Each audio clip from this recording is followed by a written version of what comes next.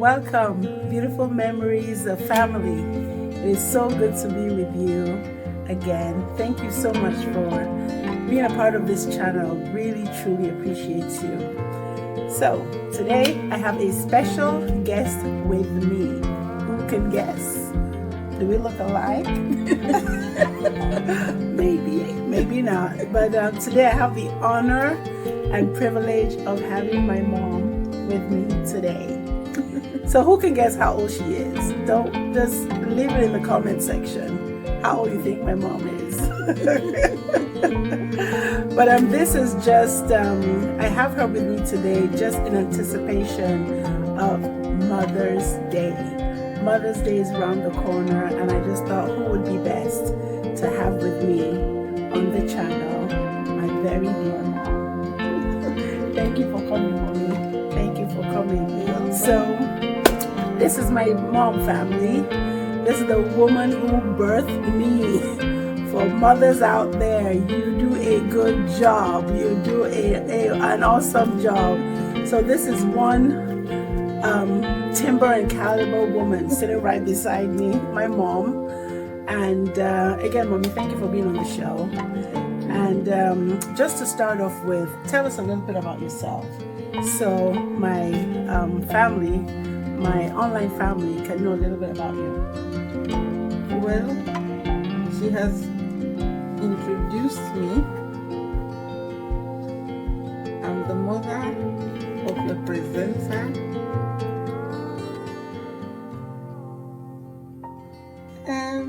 Let me go down memory lane. Okay. To highlight some of the beautiful memories I recollect as a mother. The very first beautiful memory I recollect as a mother was the day I realized I had taken him. It was so exciting. Oh my God. I'm the first child. For any mother, that experience you can never forget because it's a beautiful memory. The next beautiful memory I had was the very first day I had her and I had her in my arms. Oh my God. I thank God for the gift of nature. And I pray that any mother or any woman who hasn't got this experience, by the grace of the living God, that woman will surely hold a baby in her hand, because that memory is beautiful. Thank you, mom. Thank you, mommy. So she just told you about my birth, really, how she felt. But let's go back a little bit. So after my birth, fast forward. So my dad passed about 40. He passed in 83. So we're talking 42 years. 42 years ago. When life happened and you became a single mother. So she's been a single mom for the past 40 something years, right? So life happened. Take us a little, it may not be such a good memory, but take us a little bit back to when you became a single mom. Well, there are different scenarios that make women become single mothers. Some, it may be by choice. Some, it may be through the death of the husband by illness, or it may be through an accident. Mine was through an accident. And you know, when it's through illness, you can anticipate, depending on how the illness But with an accident, you wake up, within another few hours, everything was beautiful, and then the bad news comes. In my own case, it was through an accident. We woke up in the morning, all beautiful, nice. Within another 3 hours, it happened. Oh, that memory is not sweet. But I thank God it happened. God saw me. Thank you for talking about that. It's not a good memory at all. But we're just here to share motherhood and what she's been through in her past, right? So my dad passed. She mentioned through an accident that wasn't. We woke up one morning, and before the end of that day, this happened, right? So not a good memory, but we thank God. Thank God the Lord has seen her through, and she's here alive and doing well. Fast forward. So that's happened. Daddy passed, and now you found yourself as a single mom. Why did you choose not to remarry? To have a man beside you, because obviously we know 2 is better than 1, correct? 2 is better than 1. So was it a choice you made? Did you choose not to remarry? Did men not come? You are with 3 children. So what was your mindset for the something years ago after that you passed? Well, I will want to advise women who find themselves in a position that they now become single mothers. Please, for all women who find themselves in that position, from the word go, try to sit down,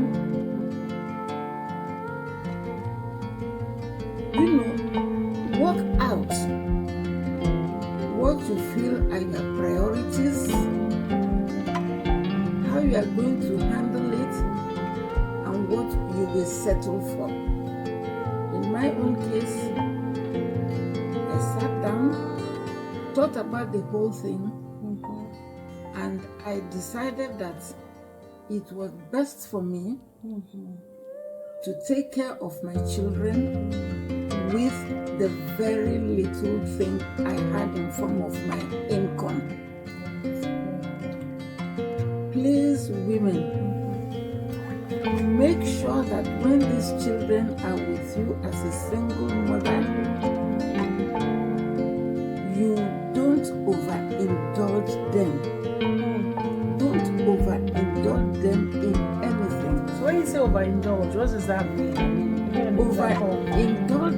Overindulgence is this: what you cannot afford.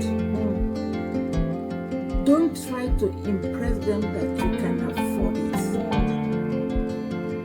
What you can afford, give it to them with love.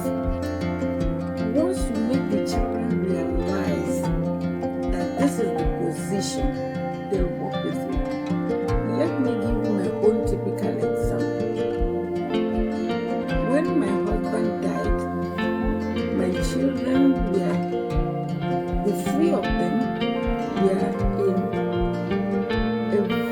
one of the most expensive schools in Nigeria. Hillcrest, it was an American school. But immediately he died, I called my 3 children and I told them, there is no way whereby I can afford to send you to this school any longer. The reason is your daddy was in a position to provide for you to go to that school. As it is, that's the end of going to that school. I explained to them what the position was, And they saw the reason why I said that. And from that day, I started making arrangements of how to put them in a public school. And I remember the drastic change. Here we were, all three of us, going to an American school. And I remember when Mommy had to call us and say, listen guys, sorry, I mean, those days have passed. No more American school for you. And I had to go to Bauchi, night and day, but I love my Bauchi girls, still talking with them today. I went to federal school in Bauchi. One of my sisters had to go to Miango State School, another, Mommy had just to scatter us because that's what she could afford. So now we have this family, we all used to be together, all living in the same house, going out in the morning to school, coming back in the evening. Now this unit was no longer there because all the kids have now, had to go to boarding school because in Hillcrest it was day school, right? So now not only were we in boarding school, we're in boarding school outside of the city where we resided at. So how did it feel for you as a mom? Your children used to have them together, now they're all gone. How did it feel, that unit not being there, and how did you try to keep that unit together even though the girls were no longer there per se?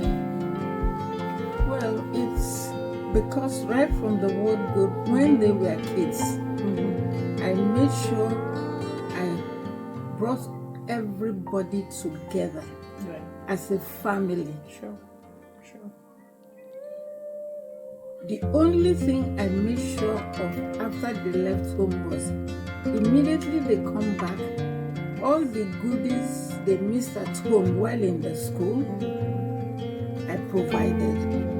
Example being making beautiful dishes that they were used to before going to boarding house. I remember those. I made sure that for that period of time they were at home for a short while. Yes. All those goodies, they got it, they relaxed, and they felt good. But irrespective of all this, I also made sure that family was important to me. We come, we go same families, both on my own side and on their dad's side. Yeah, and I tested that. Even though we all went to separate schools, whenever we came back, yes, my mom was doing a great job, but she tried not to be an island, right? She tried not to be an island. Still made sure she reached out to, especially people from my dad's side, because I'm born Igbo. My dad is Igbo from the eastern part of Nigeria, and she's not from the eastern part of Nigeria. So it took an extra effort from her side to reach out to my dad's family. And she just made sure that her village, she had a village around her to not necessarily to help, but for us to know that we had people. Right, so till today, thanks to her, thanks to my mom, we still talk to not just my mom's side, but quite a few people from my dad's side. I mean, after 40-something years, you find that some people that don't talk to their father's side, maybe because the father passed, they don't talk to the father's side. But in her case, I mean, well done, thank you, mommy. I still talk to a lot of people, not just one or two, a lot of people from my dad's side. So thank you. Okay, so as a mother, now, yes, life has thrown you into this situation of single mother. Generally, as a mother, what will you say you've given up so much as a single mom. You chose not to remarry, right? You focused on your children, because you mentioned, you didn't indulge. You taught us how to be content with what we had or what you could provide, right? And you taught us that just not only being content, be happy, because being content, we had to be happy. Well, not that we had to be, we should find joy. We should find joy in being content. And to God be the glory, really. We have grown up being content with what we have. Now, life dealt us another blow. We were 3 girls, now we are 2. We're 2. One has gone to be with the Lord. My younger sister, actually, so many years ago, has gone to be with the Lord. So we're now 2. And myself and my younger sister, we still have the joy of the Lord. We're still joyful. We're still content in what we have. We don't, because of how Mom has taught us and brought us, be satisfied with what you have. Do not look outside. So thank God. Thank you again. Thank you. So one final question. By the way, family, my sister is we're going to have a part 2, and my sister is going to be with us for the part 2 of this program. So this is part 1. We're going to have part 2. My sister's going to be with us. And one final question. Motherhood. How would you summarize motherhood? In all your experiences, how would you summarize motherhood? My summary of motherhood is 1. Once you have decided as a single person to get married, children will come. And as they come, each child has his or her own individuality. So as you have your children, love all of them. Ask God to love them equally. Amen. It's not easy, but if as a mother, God gives you the grace to love your children equally, I think God has done you well. Because you find some mothers, the children can tell you, Mommy doesn't like me as much as she likes you, which is not good. So as a mother, try to love your children equally. Again, right from early age, make your children realize what is not worth it is not worth it. That is, have your boundaries. Tell them no is no. Encourage them in what you know you should encourage them. Worth it. That allow men to sweet-tongue you, to make you abandon your children for their sake, except you have decided it on your own. Because some mothers may say, well, let these children go to their father's side. I want to live my own life. If you are the type, good luck. But if you are the type that you have said you want to take care of your children, please don't allow a man with sweet tongue to come in and begin to make you not do what you are expected to do for your children. And then finally, as a family unit, make sure you bring your children together in love, and teach them to have the spirit of forgiveness. Wow. So let me see if I can recap what she said. She said so much in such little time. first things first, recap, just